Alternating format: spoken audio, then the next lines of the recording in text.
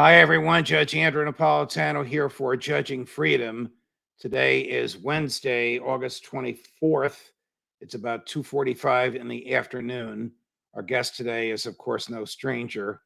He's the most popular guest we have, Scott Ritter, former intelligence, former U.S. Marines, and our go-to guy on what's going on the ground in Ukraine. Scott, welcome here. I know we had some scheduling difficulties. I'm deeply appreciative, as are the people watching us now, that you were able to be here and you changed your schedule for us. Thank you.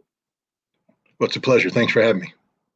So, did the CIA have any involvement in the killing of this 29-year-old journalist whose father is some sort of a nationalistic Russian philosopher that supposedly President Putin listens to?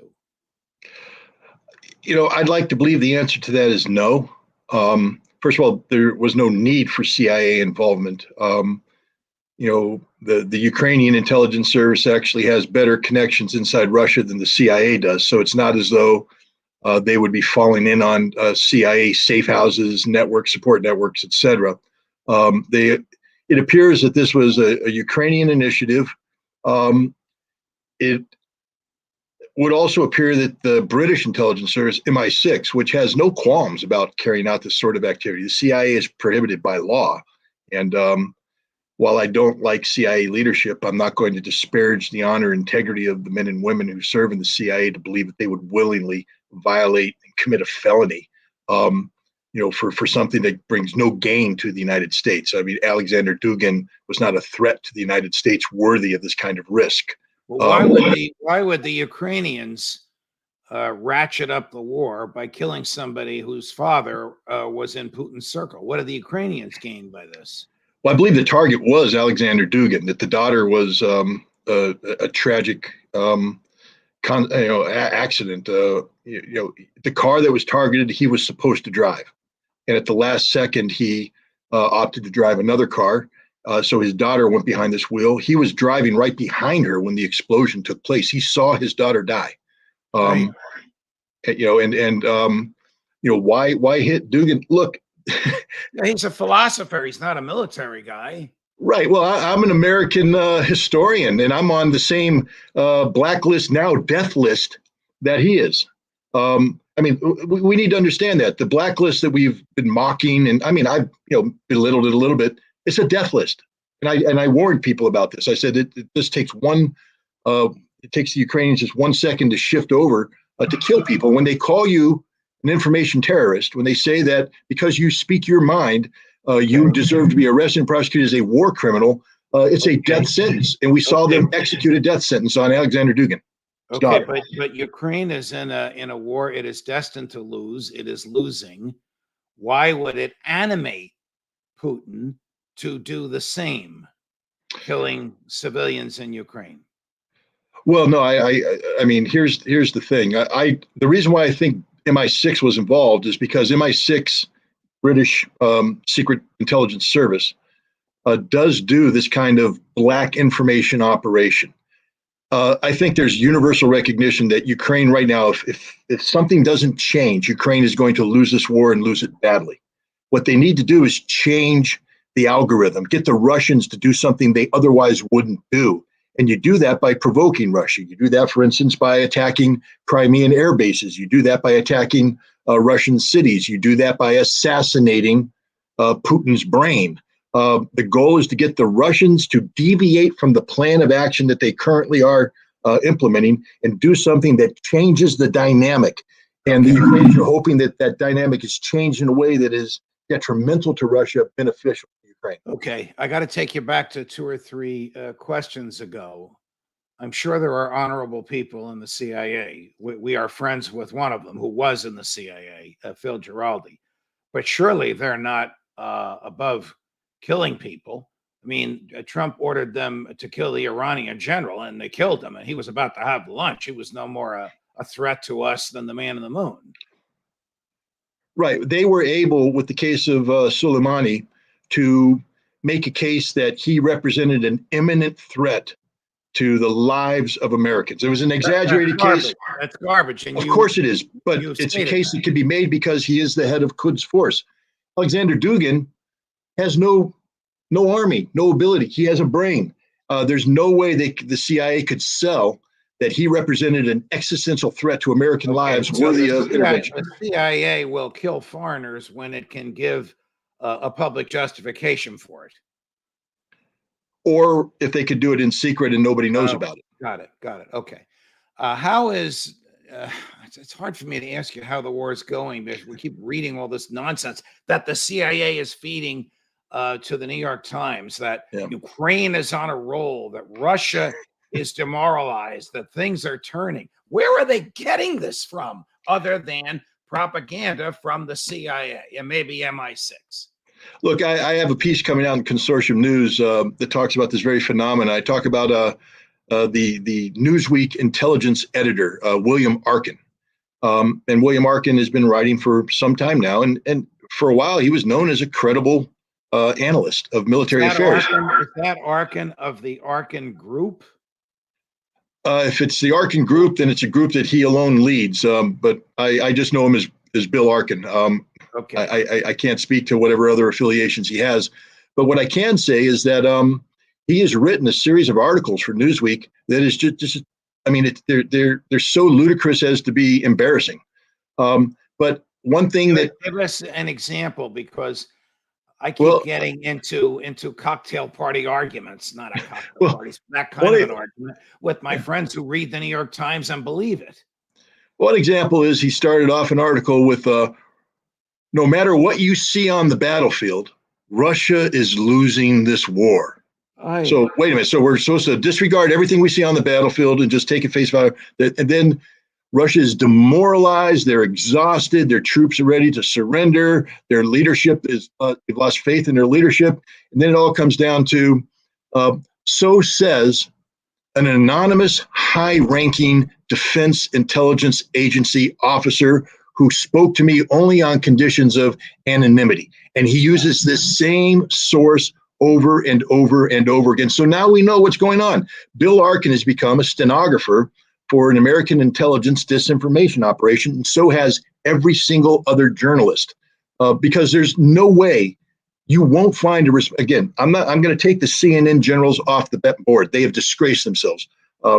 General Hertling, Spider Marks, and all these other guys, they are an embarrassment to the military tradition of arms, because they are saying things they know to be false.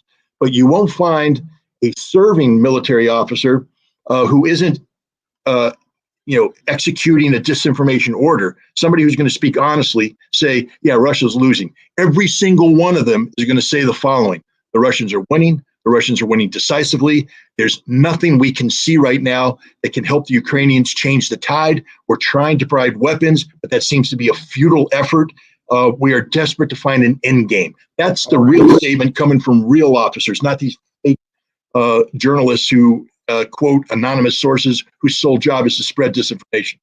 Are the real CIA officers the people who are in charge of gathering intelligence on the ground and getting it either, I'm not sure of the chain of command, Department of State, Department of Defense, but eventually the Oval Office, are they telling the truth?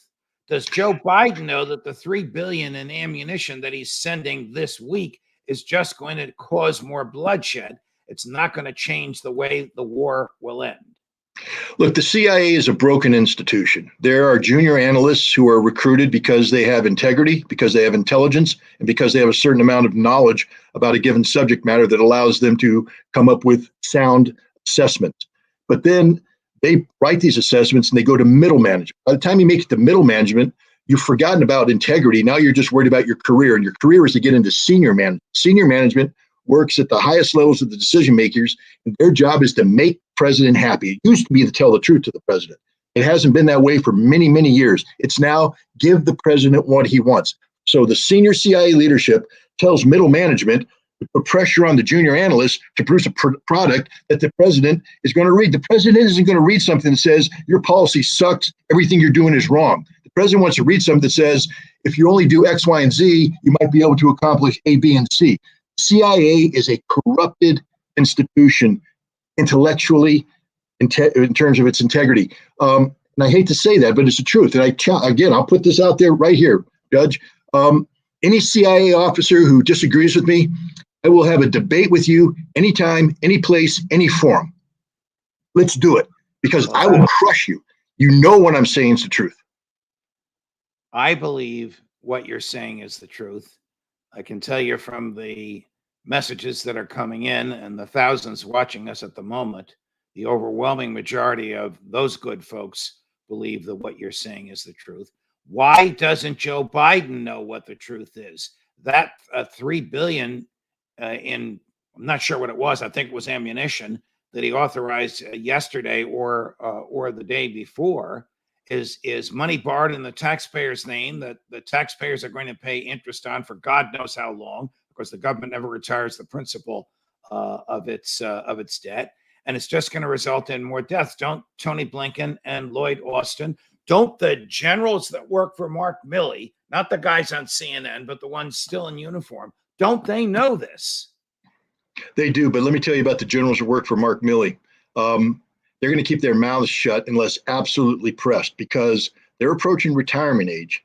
And when they retire, they need to go through the revolving door and get that wonderful board membership, or get an assignment in corporate America and the military defense, so to make sure that they can live in comfort when they retire. Because living on a general's retirement salary isn't all that it's made out to be. I'd be happy with it. It's upper middle class, but they want to live the life of luxury. And to do that, they got to get on the boards, and to get on the boards, they got to play the game. And that's the problem, is that this game has corrupted everything we do in Washington, D.C., to include the integrity of the generals, who should be telling the president as loud as they can, this is bad policy. But we're talking about Joe Biden. We're talking about the most hubris-filled narcissist in the history of American politics. We know who he is. Wait. More so than his predecessor? You're talking about at least Donald Trump had a sense of humor. I mean, right, that is true. Okay, Donald Trump could make fun of himself. I haven't seen Joe Biden. Joe Biden bristles. He gets very angry when you challenge him. He doesn't like to be challenged. And let's be honest right now, he's old. And I'm not picking on old people, but he doesn't have the energy level that a younger person does, which means he gets distracted, he gets tired, he's not focused. And all of this adds up to the fact that, people have to spoon feed him data. One of the things I learned early on in my military career, I was told this by a general: when you're explaining, you're losing. I was explaining something, I was right, but he said, it doesn't matter if you're right. The fact that you're in front of me explaining, you've lost. Get out of here. Nobody wants to be explaining to Joe Biden right now. Okay, it's almost Labor Day. In 4 months, it's going to be very, very cold in the Ukraine. Is winter Putin's backstop? Does he have to achieve his goals by winter, or is this thing going to go on into its second year? Is it going to break the anniversary date of February 24? A couple things.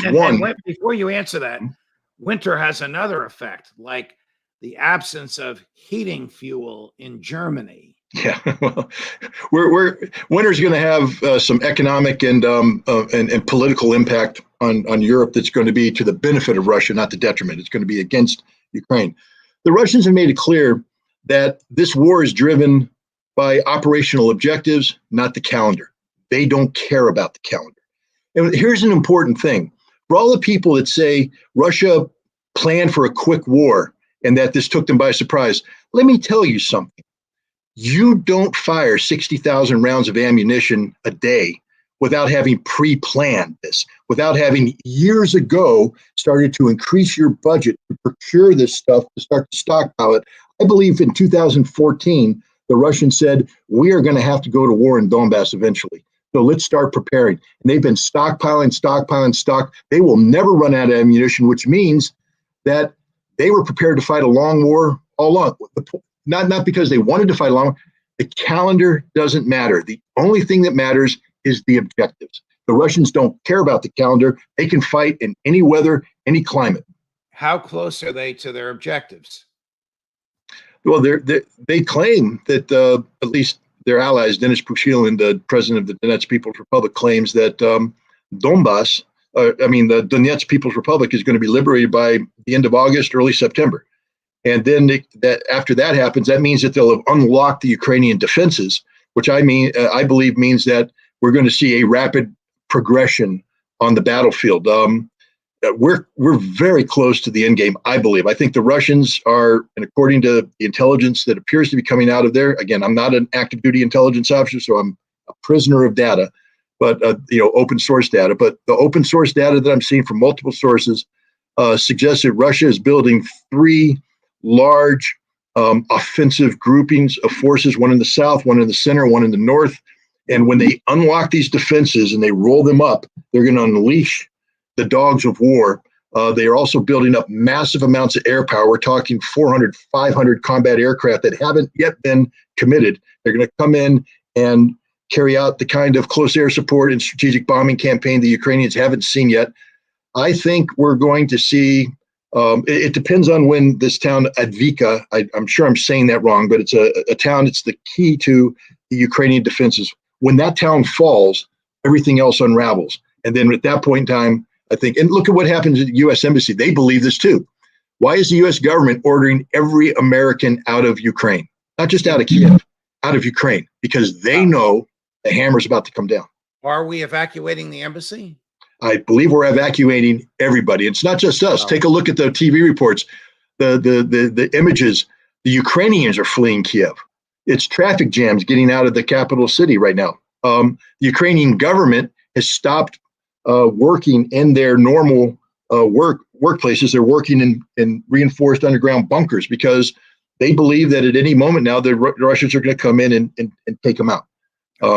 So there we go. I'm going to let you go. This is another wonderful, wonderful interview, Scott. You're so knowledgeable and so intellectually honest. But I have to say to those people in the CIA who heard your offer, if you want this debate, let us know and I will moderate the debate. Of course, I'm on Scott's side, but I'll do my best. You're a judge. You're a judge. Right, to be a neutral moderator. I might even put my black robe on. There you go. Scott Ritter, thank you so much. All the best to you. Thank you, sir. Judge Napolitano for Judging Freedom.